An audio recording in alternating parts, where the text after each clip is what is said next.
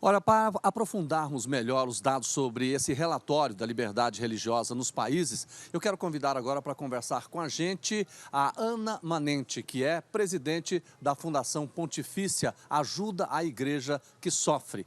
Presidente, seja bem-vinda ao Jornal Brasil Hoje. Boa noite. Boa noite, obrigada, é um prazer estar aqui. Eu queria até que a senhora comece. É de assustar quando a gente olha esse número, 196 países, não é? Qual é a região do mundo em que a situação é mais grave? É claramente mais grave na África, se a gente pensa em continente, né? Mas toda a área do Oriente Médio e África são os lugares onde há maior violação e onde a violação é mais extrema, né? São os casos de fato, perseguição. A gente percebe que dos países onde há maior violência, a grande maioria deles se situa na África. E quais são as formas que as pessoas, os governantes, utilizam para cercear a liberdade religiosa? Existe uma série de formas, né? E a criatividade aqui infelizmente, ela é enorme. Mas a maioria dos ataques, a maioria das agressões à liberdade religiosa são ataques terroristas. Né? Grupos terroristas se aproveitam de situações locais. Nunca o ataque é fomentado por uma única causa. Muitas vezes isso vem junto com o controle por uma determinada área, porque ela é rica em minérios, por exemplo, é uma área fértil, há acesso à água. Né? E aí os grupos terroristas se aproveitam dessa situação e acabam atuando fortemente. Além disso, há países, por exemplo, na China, onde a forma de ataque é a vigilância em massa. Há uma vigilância, são milhões de câmeras de reconhecimento facial espalhadas pelo país e que percebem onde as pessoas se agrupam, se reúnem, né? E aí invadem as igrejas, prendem as pessoas, levam para campo de reeducação cultural. Existem também muitos países com leis anticonversão. Nesses países é proibido se converter para uma religião que não é a religião majoritária do país. Né? Aí há leis dessa natureza em países muçulmanos, onde é permitido se converter para o Islã, mas não o contrário, sair do Islã para uma outra religião. Aliás, isso é punível até com a morte. Há também na Índia, né, vários estados com leis assim, você pode se tornar hindu, mas você não pode deixar de ser hindu e migrar para outra religião.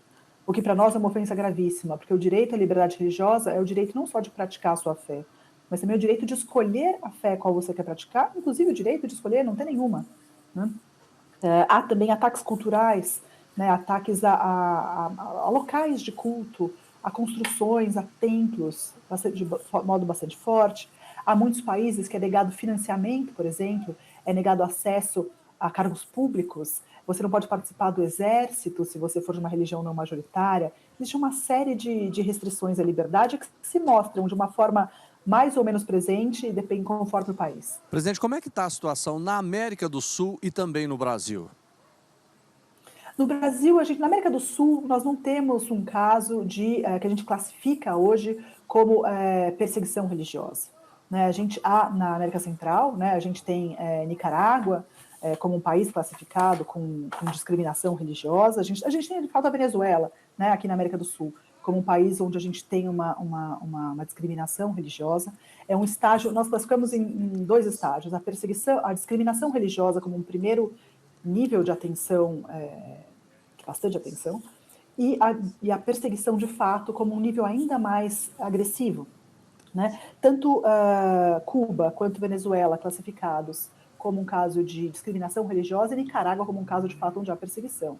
A diferença dessas duas gradações é que num caso de discriminação, que é o primeiro degrau dessa escalada de atos de violência, ocorre quando a gente percebe uma mudança cultural no país, né, onde aqueles atos isolados de violência, crimes de ódio, deixam de ser tão isolados e passam a não contar tanto com a ajuda do próprio Estado. O Estado faz vista grossa, a própria população dá de ombros, diz, é mais um caso de agressão, começa a desmerecer atos que têm que ser sempre repudiados. Né? Presidente... E no caso da Nicarágua... Sim, pode concluir, por favor. E no caso da Nicarágua, a gente já vê, de fato, igrejas fechadas, instituições católicas, escolas fechadas, rádios fechados, religiosos sendo expulsos do país, um bispo preso. Então, há, de fato, impedimento de procissões na Semana Santa, enfim, houve uma série de restrições de fato, onde isso se torna uma perseguição religiosa, né? Um grau mais aguerrido. Presidente, muito obrigado pela participação ao vivo com a gente aqui no Jornal Brasil Hoje. Boa sexta, bom final de semana. Obrigada para todos vocês.